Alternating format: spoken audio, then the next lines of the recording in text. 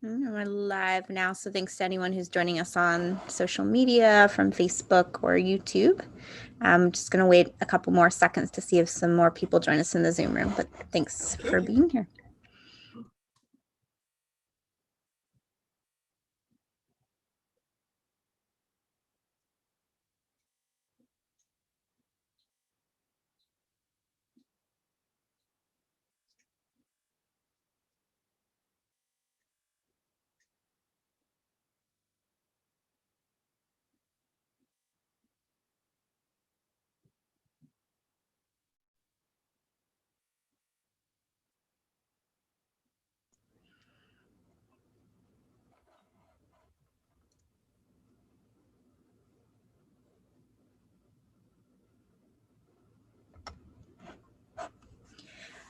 Okay, well, I think I'm going to start doing some of the introductions. My name is Geneva Blackmer, and I am the program director for the Interfaith Center.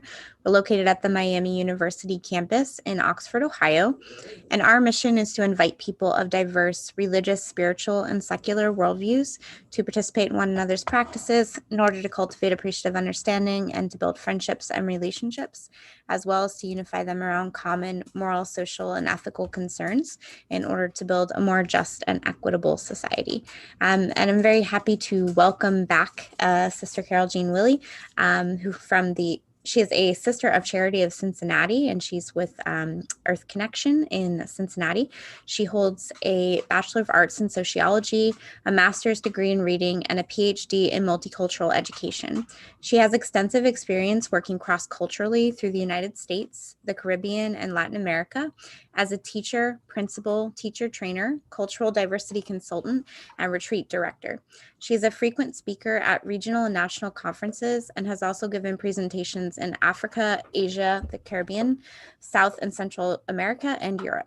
She recently completed 2 terms of office as the NGO representative at the United Nations, where she worked in the areas of social development, education, environmental sustainability, human trafficking, interfaith dialogue, and poverty eradication for the Sisters of Charity Federation. She continues to work with microfinancing projects in Africa and currently serves as the program director for Earth Connection, an environmental center in Cincinnati, Ohio, and serves on the board of Ohio Interfaith Power and Light.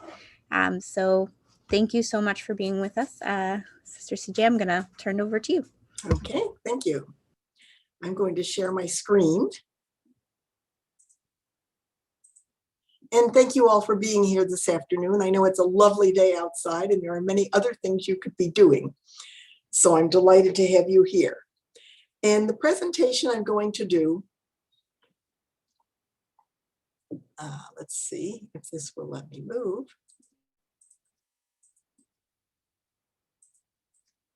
Sorry, is called Faith for Earth, A Call for Action. And it's actually a book that I will take all of the information from. The information is not original. Okay? It was a book that was published around October. And I'll talk a little bit more about that as we go along. Okay?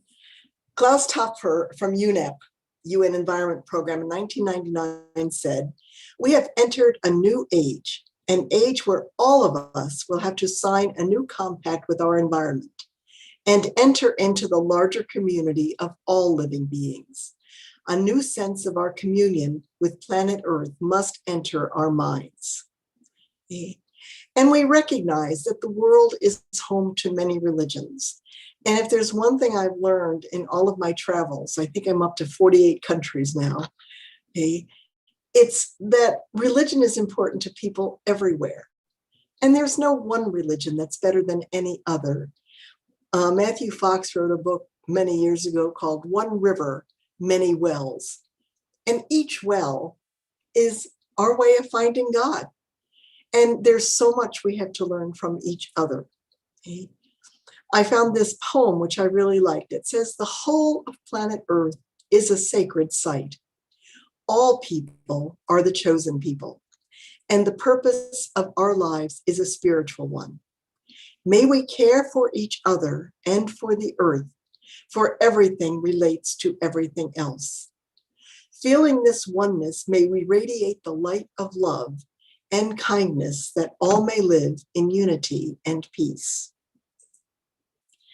And so this book was a collaborative effort between the UN Environment Program and the Parliament of World Religions. And what they firmly believe is that as we face climate change, as we face what's happening in our environment today, we have to recognize that we need a moral voice for this, that that's what is lacking in a lot of the ideas that are put forth. And so they're calling on all religious traditions to bring their moral voice to this initiative. Whoops, sorry about that. I just did that. Okay. And so UNEP says, in terms of religion, spiritual values for more than 80% of the people living on Earth have been driving individual behaviors.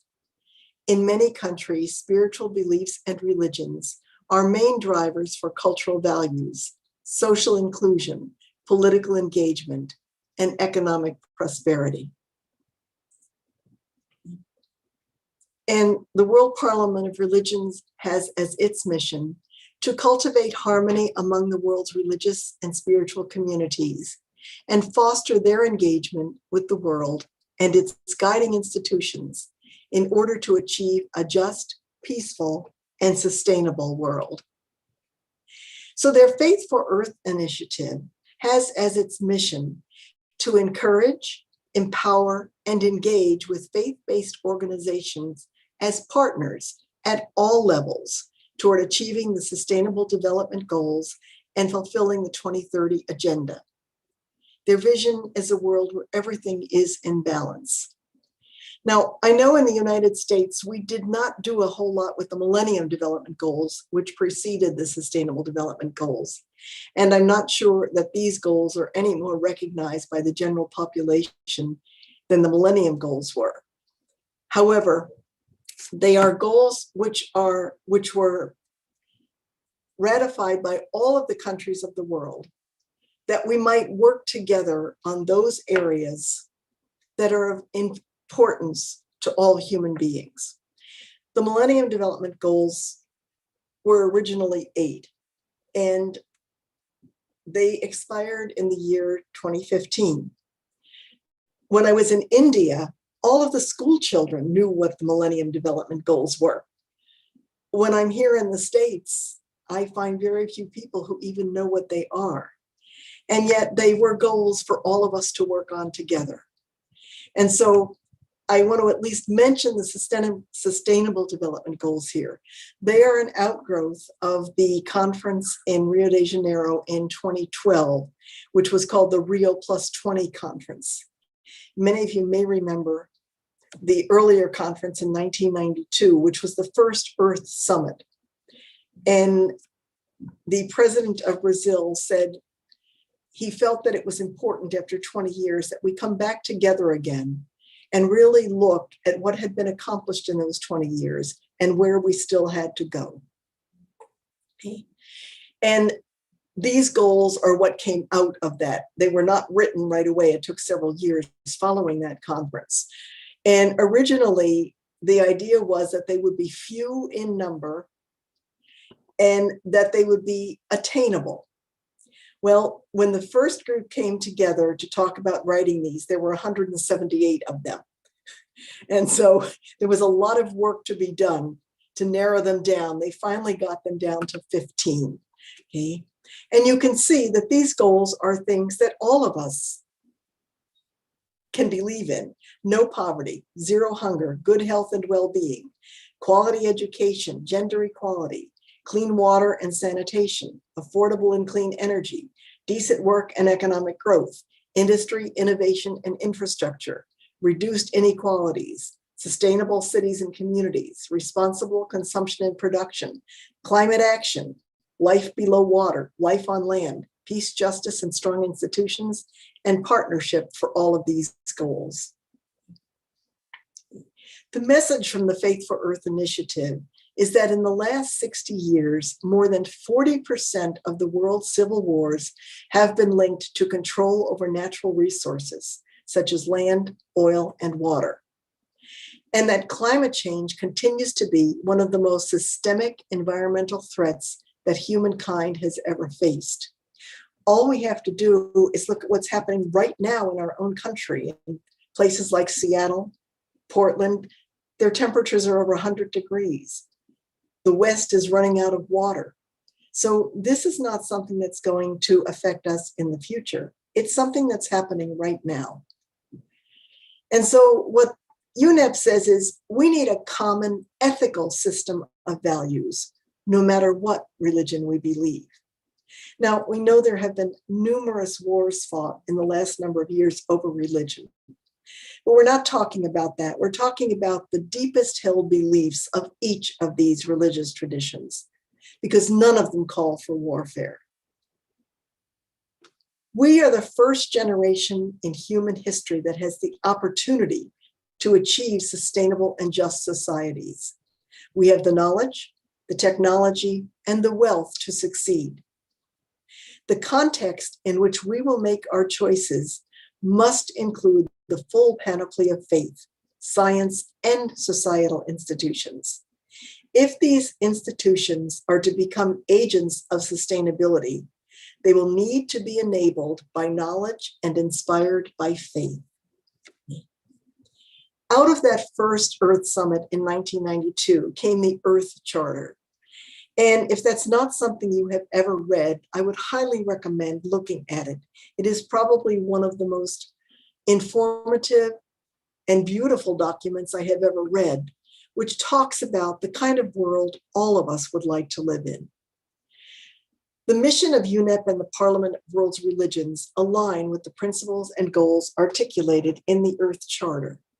And there are 4 aspects to the Earth Charter with a number of ideas under each. And the 4 are respect and care for the community of life, ecological integrity, social and economic justice, and democracy, nonviolence, and peace. There are 3 aspects of all religious traditions. One is a worldview, our cosmovision. Second is a value system or ethics.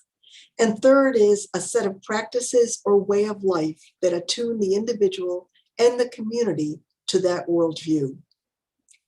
Now we're going to walk through a variety of religious traditions and look at what each of them is saying is important to them about our environment. So when we look at indigenous beliefs, indigenous knowledge is a way of thinking applied to phenomena across biological, physical, cultural, and spiritual systems. It is a way of life. And a message of the Haudenosaunee to the world, which we formerly called the Iroquois. They have said, in the beginning, we were told that the human beings who walk about on the earth have been provided with all the things necessary for life. We were instructed to carry a love for one another and to show great respect for all the beings of this earth. We are shown that our life exists with the tree of life, that our well-being depends on the well-being of the vegetable life, that we are close relatives of the 4-legged beings. In our ways, spiritual consciousness is the highest form of politics. The Sami belief, northern neighbors, we live adoring nature and then it becomes sacred. There is a necessity to please nature so that it gives to you. You have to be kind to nature so that nature will give you more. You have to be friends with the environment. Otherwise, it won't work in cooperation with you on whatever you call the spiritual. And the Akan of Ghana say, the aim of African religion is to promote harmony between humans, the spirit world, society, and the environment. Its distinctive feature is the sharing spirit. We believe that earth is God's gift to us. We are merely the keepers of earth and are charged with taking care of it and leaving it in a better condition than we found it. And I want to comment for a moment on the Permanent Forum on the Rights of the Indigenous. This is a 2-week forum held every year at the United Nations, which I was privileged to attend all the years I was there. And every single year, the indigenous peoples would say the same thing to us. They said, you keep talking about caring for the environment, but nobody's talking to us. And we've been doing that all our lives. And you can tell by what they have said in terms of their connection with nature, how different that is from our Western mindset, which sees nature as something to be used and oftentimes abused rather than appreciated. Judaism has 14.7 million adherents throughout the world. And in the Old Testament, which is their Bible, in Genesis, God creates earth and all who live on it and sees that it is good. And the Jewish Declaration on Nature states, the encounter of God and man in nature is thus conceived in Judaism as a seamless web with man as the leader and custodian of the natural world. Now, when the whole world is in peril, when the environment is in danger of being poisoned, and various species, both plant and animal, are becoming extinct, it is our Jewish responsibility to put the whole of nature at the very center of our concern. And Elijah's covenant was a rabbinical call for action on climate change, where 500 rabbis, cantors, and other Jewish leaders from around the world signed this covenant, which said, our sacred task requires affirming not only the biological ecosystem, but also a cultural, social ecosystem, a modern word for how the diverse images of God become echad, which means one. Jews, indigenous nations, Christians, Muslims, Unitarians, Buddhists, Hindus, and many others. Each community must bring its own unique wisdom to join in the name of the one who is the interbreathing spirit of all life. And that was put out last year in January. Okay. Judaism teaches that the whole world is God's house and the wind is God's breath. It teaches that the meaning of goodness derives from the water and earth and all the creatures. It teaches that the earth is the ground of our being, and that how we live reverberates within it, that we are indelibly connected to the land. The preservation of our beautiful world is our greatest religious imperative. And everything I am quoting here is written in that document, Faith for Earth, a call for action, which is available free to download the entire book online. One of the things I wanted to do was to show that in addition to what is being said at the international level, there are some really good things happening at the local level. And so here in Cincinnati, the Jewish community has what's called Shomrei Olam, which is the Jewish Environmental Advocates of Cincinnati. And they are founded upon their collective Jewish responsibility to care for the planet, to guide, educate, and advocate, to assist the community in making decisions with intentionality to further the good stewardship of our world, and to protect the environment for future generations. They are very active in the Cincinnati area. Christianity, of course, includes the Old Testament, which is the Jewish tradition, but also adds the New Testament. Okay? And therefore, selections from both the Old about creation as well as the New hold true for Christians. In the beginning, in the New Testament, it says, was the Word, and the Word was with God, and the Word was God. He was in the beginning with God. All things came into being through him, and without him, not one thing came into being. What has come into being was life. The life was the light of all people. Okay? Eucharist or communion is the central sacrament of Christianity, making God present in bread and wine, things that certainly are of earth. And this reflects an understanding of all creation as sacrament, God's presence in the material world. There are 1.2 billion Catholics in the world.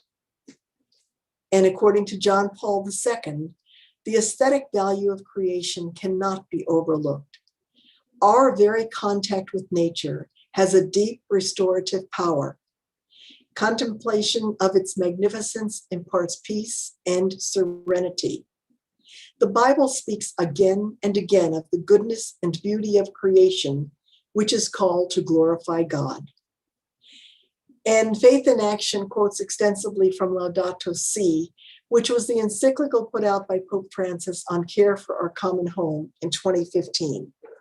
Encyclicals are documents written by popes, which generally apply to the Catholic population. However, this document was written to every person living on the planet. Okay? It covers ecology, economics, politics, education, theology, and spirituality. Now, many encyclicals are very, very difficult to read, very abstruse in many ways. However, this is a very easy encyclical to read because it touches us where we are. And since it was published, public perception of climate change as a moral issue has increased significantly, and more people have been motivated to take action. And so the 10 green commandments of Laudato Si, as expressed by Father Kurth-Begon, is based on the reflection action process, which is often used in Catholic circles, which is see what something is, judge it in light of the Gospels, and then act upon it. And so he says we have to see Earth as our common home. We have to see that it is in peril and take care of it.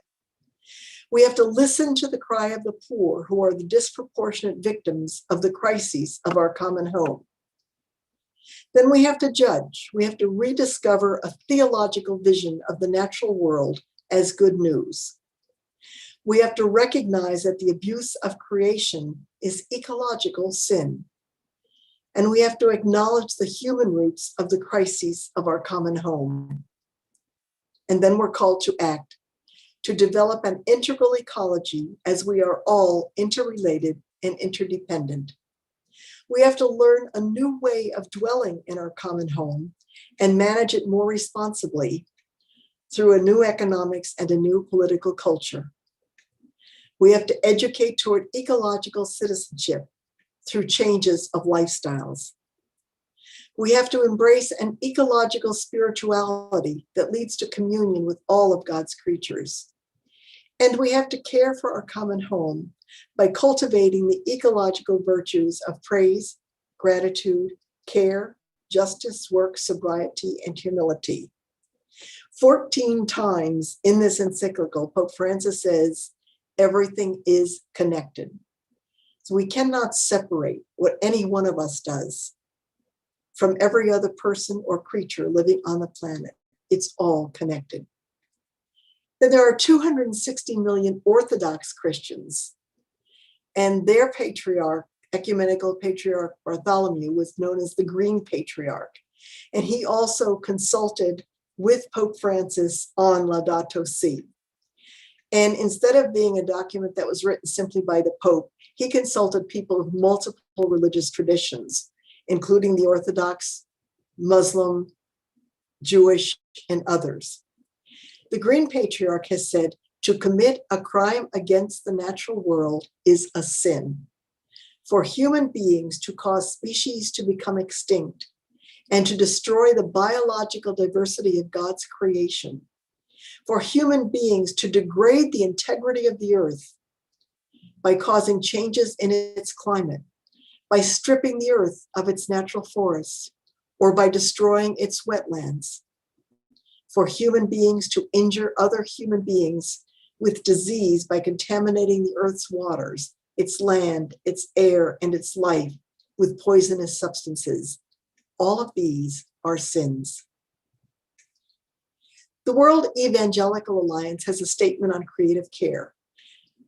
This tradition represents more than 600 million evangelical Christians.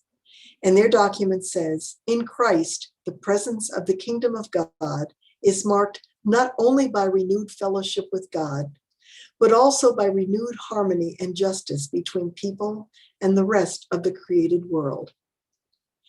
The World Council of Churches includes 350 member churches and 500 million Christians.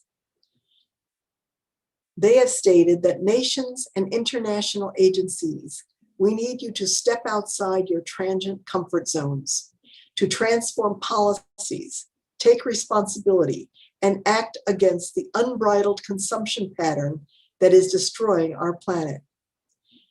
They have said, as people of faith and goodwill, let us unite across religious traditions and divides to nurture and protect creation for all living creatures today and for generations to come. And so I want to show you some of the things that are happening, again, on the ground. Mount Auburn Presbyterian Church here in Cincinnati is probably the leader in this area on living sustainably. Their worship and discipleship celebrate God's grace and glory in creation and declare that God calls us to cherish, protect, and restore this earth. They have a head start on many of us. They've been doing this for 10, 15 years now. And these are some of the things that they have incorporated into their everyday lives as Presbyterians. 4 Sundays a year, preferably aligned with the solstices and equinoxes, will be devoted to earth care. We will provide additional sermons on earth care. We will produce awareness through drama, art, and banners. We will have earth care moments of emission, readings, prayers, hymns. We will have pesticide-free flowers, plants in our services. We will have paperless services. We will have eco-palms for Palm Sunday and an eco-forest Lent discipline and communion by intinction. We will also have green learning. We will seek learning and teaching opportunities to know and understand the threats to God's creation and the damage already inflicted. We will encourage and support each other in finding ways of keeping and healing the creation in response to God's call to earth-keeping, justice, and community. And for this congregation, these aren't just words, they live this out. They have green outreach. It will encourage public policy and community involvement that protects and restores the vulnerable and degraded earth, as well as oppressed and neglected people. We will be mindful that our personal and collective actions can positively or negatively affect our neighborhood, region, nation, and world. We will seek to achieve environmental justice through coalitions and ecumenical partnerships. And we will have green facilities. Our buildings and grounds will be managed, maintained, and upgraded in a manner that respects and cherishes all creation, human and non-human, while meeting equitably the needs of all people. In our buildings and on our grounds, we will use energy efficiently, conserve resources, and share what we have in abundance so that God's holy creation will be sustainable for all life and future generations. And as you can tell from this picture, this is a very old church, but they have installed solar panels on their church. The Archdiocese of Cincinnati has what it calls its Laudato Si recognition program. And each year, every school, every parish, and every other Catholic entity in the diocese is invited to participate and receive a banner and recognition as a Laudato Si community. There are certain criteria which they have to accomplish in order to do this. Islam has 1.8 billion members. And they say that unity, trusteeship, and accountability, the 3 central concepts of Islam, are also the pillars of the environmental ethics of Islam. They furnish us with a worldview which enables us to ask what we can do within the ethical boundaries established by God without violating the rights of his other creatures. Muhammad said, "The world is green and beautiful, and God has appointed you stewards over it." The Quran, the sacred text of the Muslim people, lays down the foundations for the conduct of our affairs in creation. At one level, it is about conserving the body and soul and the marking out of our relationships with the natural order. At another level, it is about the communities of beings that fly and crawl and lope and swim.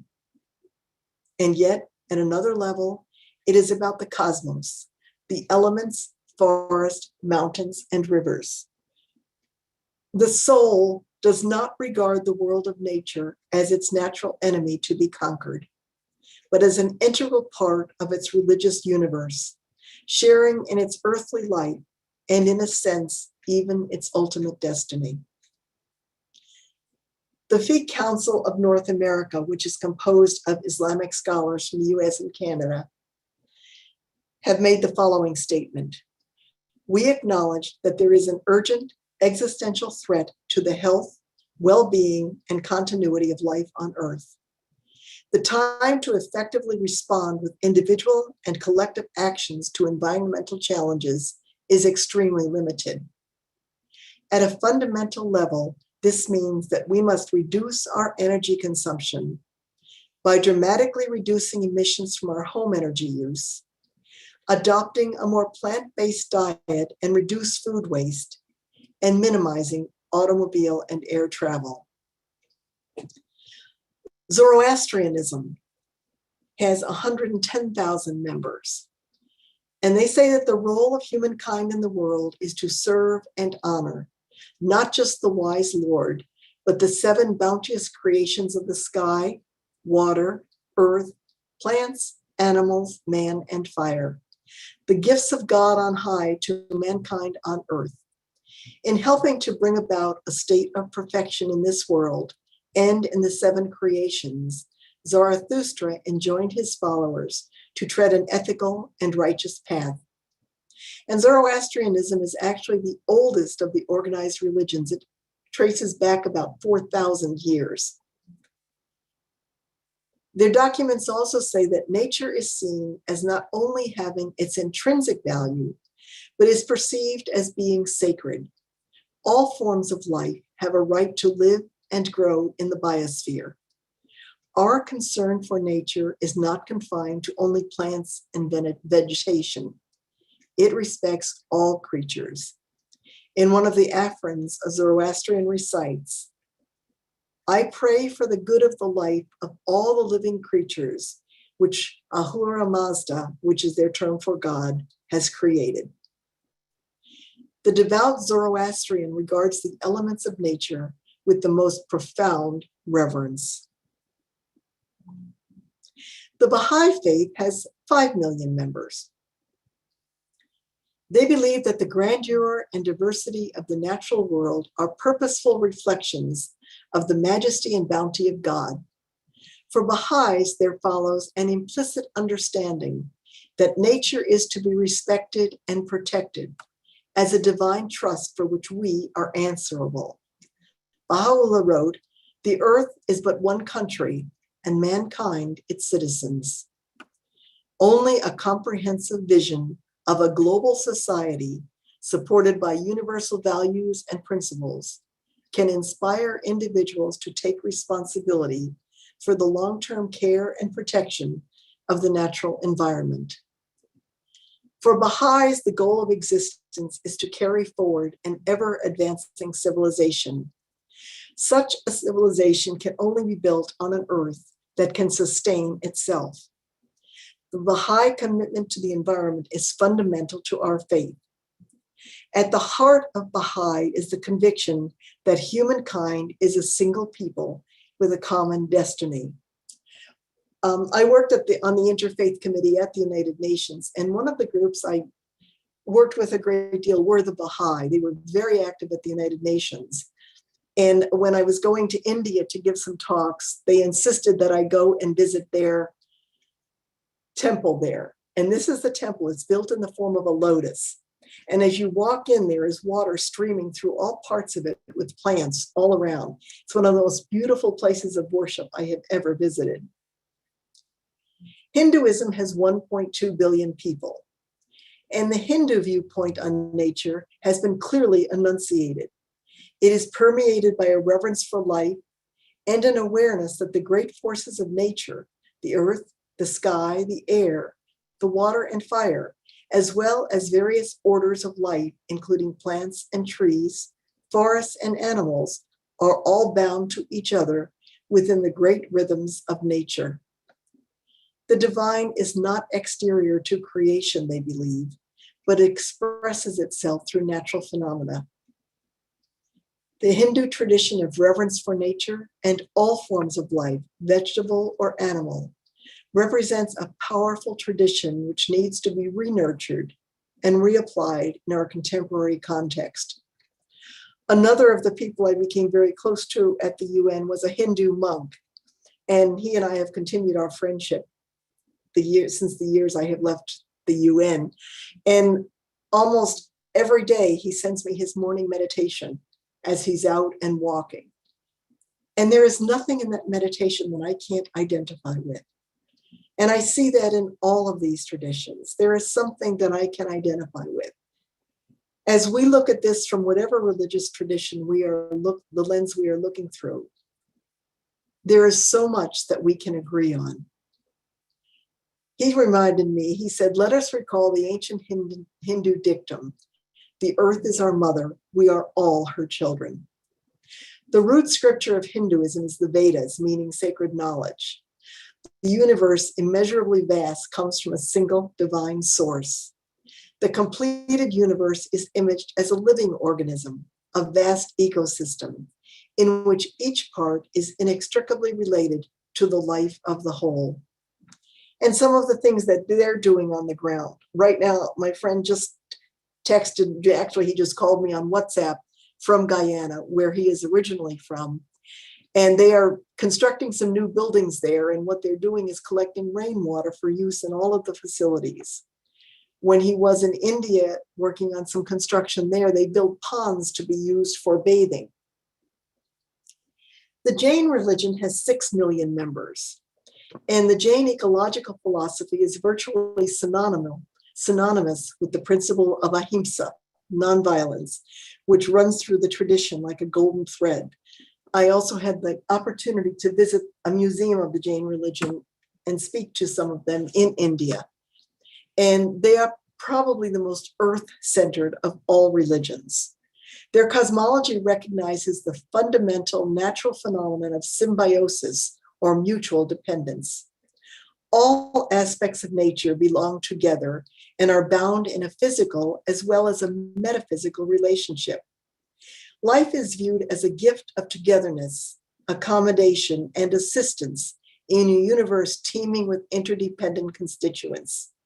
Nonviolence, positively expressed, is reverence for life with love, compassion, and empathy for all living beings at every step of daily life.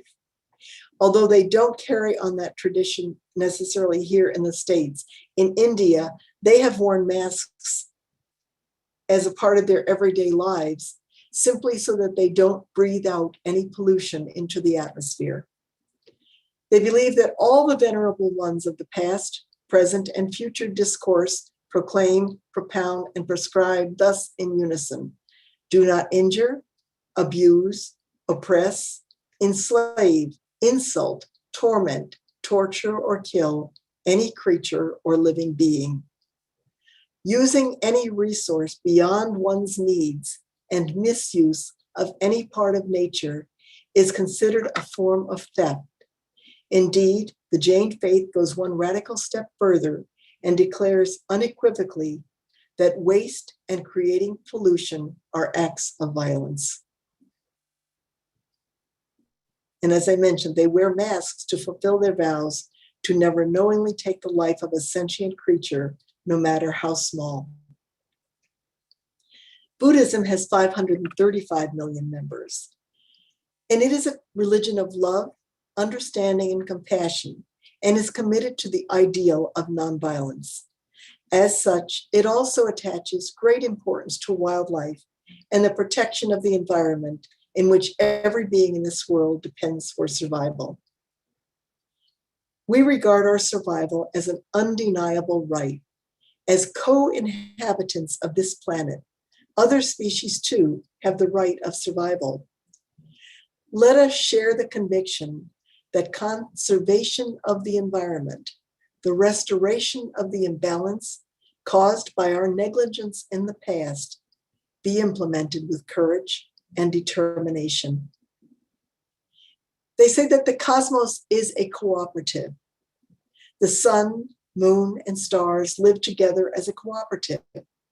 The same is true for humans and animals, trees, and the earth. When we can realize that the world is a mutual, interdependent, cooperative enterprise, then we can build a noble environment. If our lives are not based on this truth, then we shall perish. And one of the things that is happening on the ground among Buddhists in Thailand, they have an environmental movement which introduced the custom of wrapping trees in orange cloth.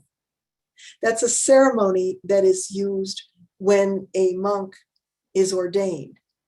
And so by doing this, they are ordaining the trees. They said that ordination makes the trees sacred and draws attention to the importance of trees and the urgent need to prevent deforestation. The Sikh religion has 25 million adherents. And we are called, they say, to the vision of Guru Nanak, which is a world society comprising God-conscious human beings who have realized God. To these spiritual beings, the earth and the universe are sacred. All life is unity, and their mission is the spiritualization of all. The reality that humans create around themselves is a reflection of their inner state. And I think that's a really important sentence. I'm going to repeat it. The reality that humans create around themselves is a reflection of their inner state. The current instability of the natural system of the earth, the external environment of humans, is only a reflection of the instability and pain within humans. The increasing barrenness of the earth's terrain is a reflection of the emptiness within humans. The Sikh scripture declares that the purpose of human beings is to achieve a blissful state and be in harmony with all creation. In Sikh belief, a concern for the environment is part of an integrated approach to life and nature. As all creation has the same origin and end, humans must have consciousness of their place in creation and their relationship with the rest of creation. Becoming one and being in harmony with God implies that humans endeavor to live in harmony with all of God's creation. And this is one of their temples in San Jose, California. Their temple is called a Gurdwara, and you can see that they have covered the entire temple with solar panels. Confucianism has 6 million adherents. They know that the earth is alive. We observe its presence, appreciate its beauty, and participate in its creativity. This world is a precious heritage passed on to us from our ancestors, and it is a resource entrusted to us by numerous generations yet to come. The doctrine of the mean, in their tradition, describes the power of sincerity that emanates outward from the human heart to the cosmos itself. When people contemplate or cultivate their authentic nature, they are said to affect the rejuvenating forces in the natural world. In realizing one's authentic self, a person forms a triad with heaven and earth. If you do not interfere with the busy seasons in the fields, then there will be more grain than the people can eat. If you do not allow nets with too fine a mesh to be used in large ponds, then there will be more fish and turtles than you can eat. If hatchets and axes are permitted in the forests on the hills only in the proper seasons, then there will be more timber than you can use. Life is really simple, Confucius says, but we insist on making it complicated. The dynamism and adaptability of humanity enable us to enter into a variety of reciprocal relationships within our environment and to form an intricate network of communication with heaven, earth, and the myriad things. Nothing in the cosmos lies outside the orbit of human sensitivity. The human ability to respond helps us to interact sympathetically with nature rather than try and dominate it. Taoism has 12 million adherents. They believe that everything is composed of two opposite forms, yin and yang. Yin represents the female and yang represents the male. The two forces are in constant struggle within everything. When they reach harmony, the energy of life is created. From this, we can see how important harmony is in nature. People should take into full consideration the limits of nature's sustaining power, so that when they pursue their own development, they have a correct standard of success. If anything runs counter to the harmony and balance of nature, even if it is of great immediate interest and profit, people should refrain themselves from doing it. Taoism has a unique sense of value in that it judges affluence by the number of different species. If all things in the universe go well, then a community is a community of affluence.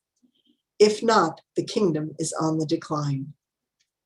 On the ground, the Taoists have an ecological temple network, and they have set this up throughout China, where they have ecological demonstration sites and education programs, demonstrate environmental protection, protection of wildlife, and collaborate with all parties.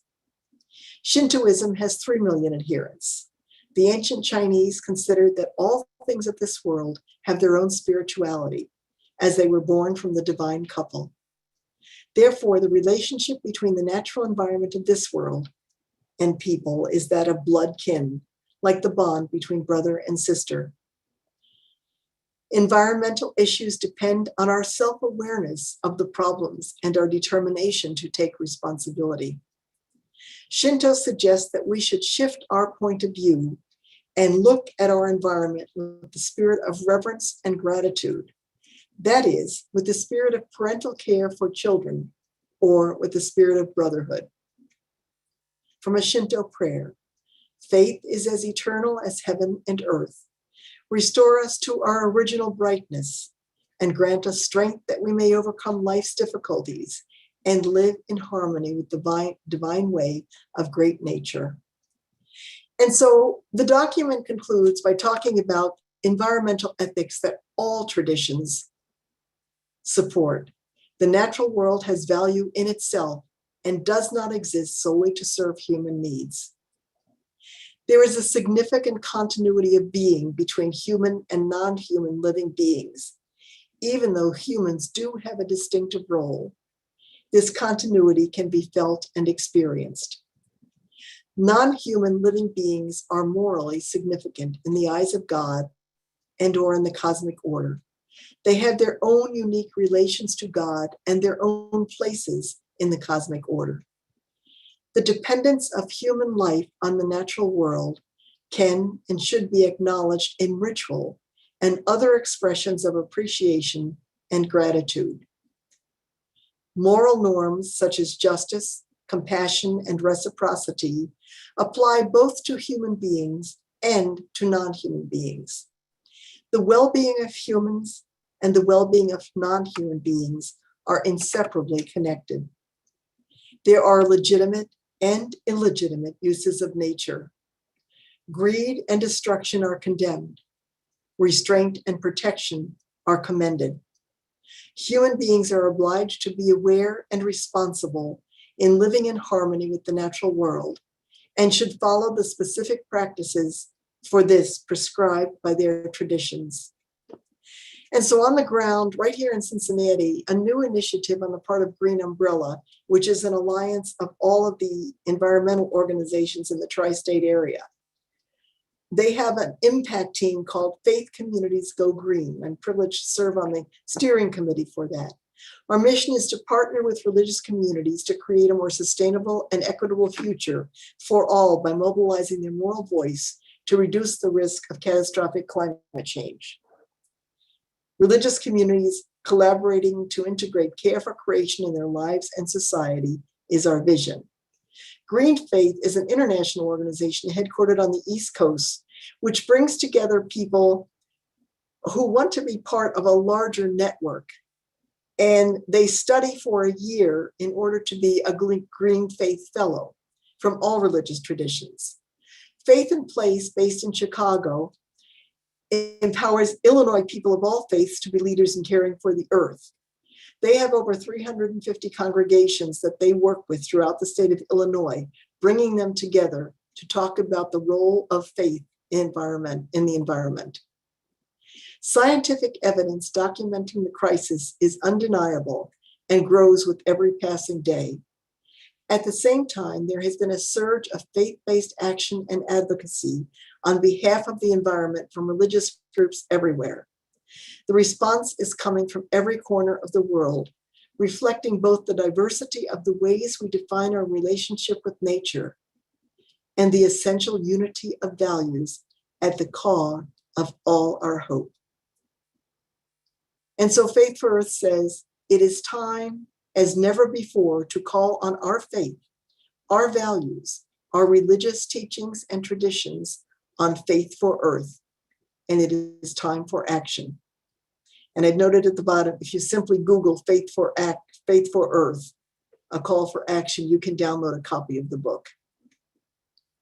And so, as you can see, as we look at all of those religious traditions, how much we share in common. And what would happen if each of us lived faithfully out of our own religious traditions. As I mentioned earlier, we see wars everywhere, one faith fighting against another. But none of those fights have anything to do with the basic doctrines of those religions, because all of the religions call for peace and harmony with Earth. I do want to recommend another book that I've just discovered recently, and it's called, I'll put it in the chat. It's called Sacred Instructions. It's by a Native American.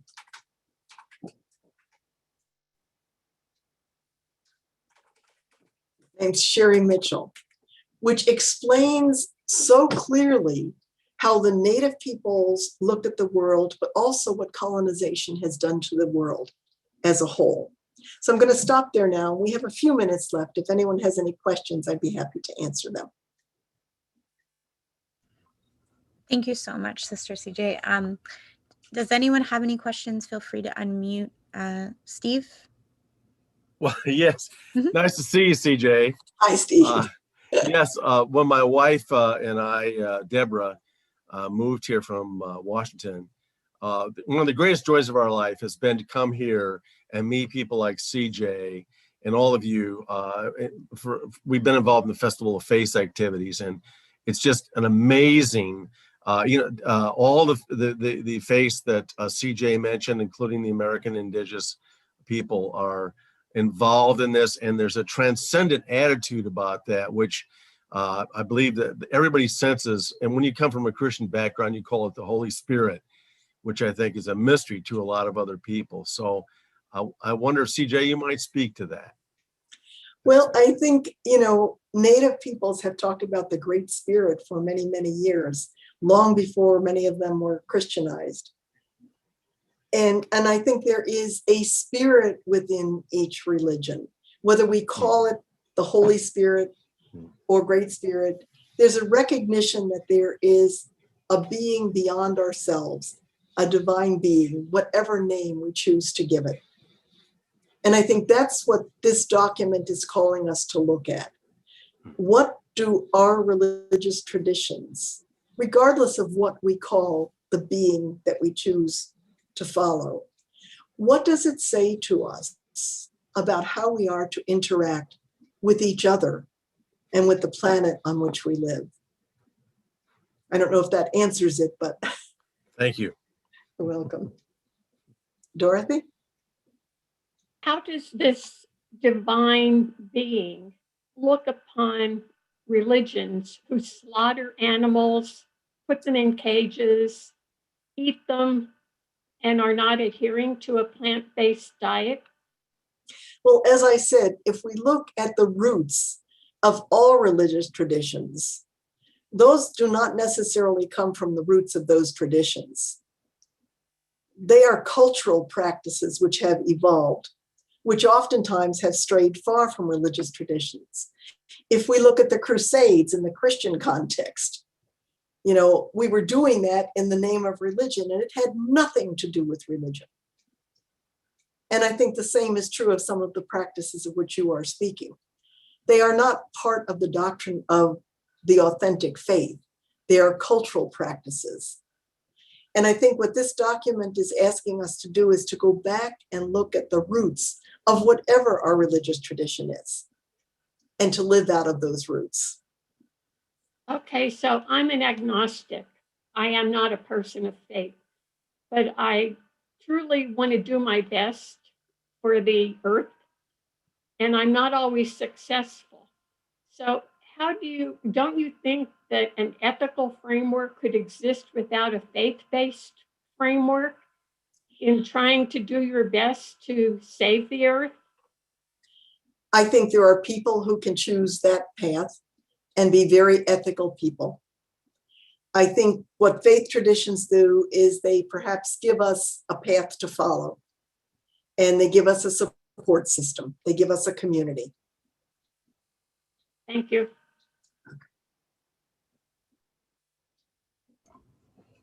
Are there other questions?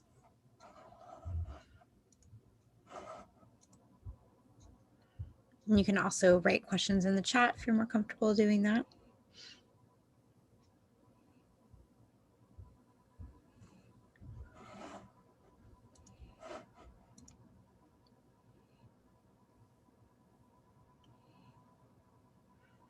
No more questions, anyone? CJ, could you maybe put some information in the chat, or I guess I can too, about how if anyone wants to get involved with like the Faith Communities Go Green Impact Team or the things going on with Earth Connection, just how can they get Sure. involved, take the next I'll put step? some websites there.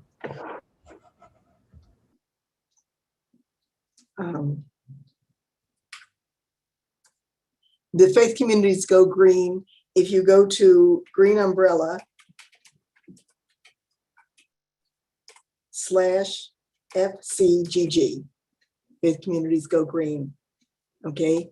For Earth Connection,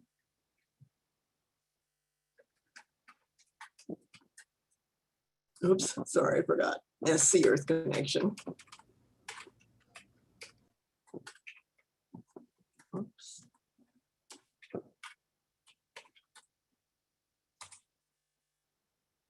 And if you go to our website, you'll see what kind of programs we're sponsoring, not too much during the summer right now.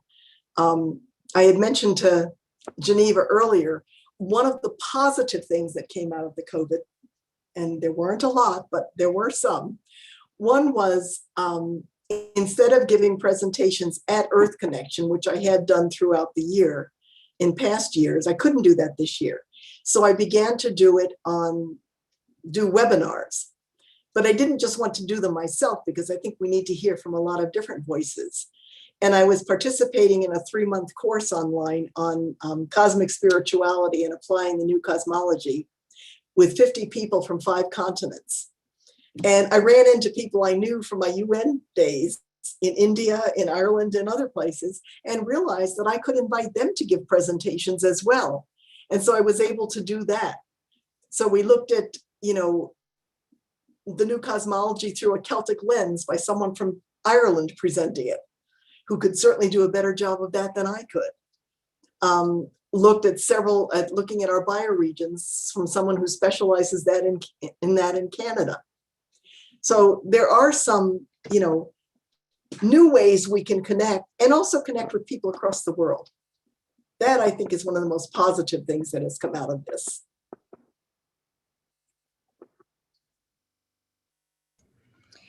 Thank you so much, CJ.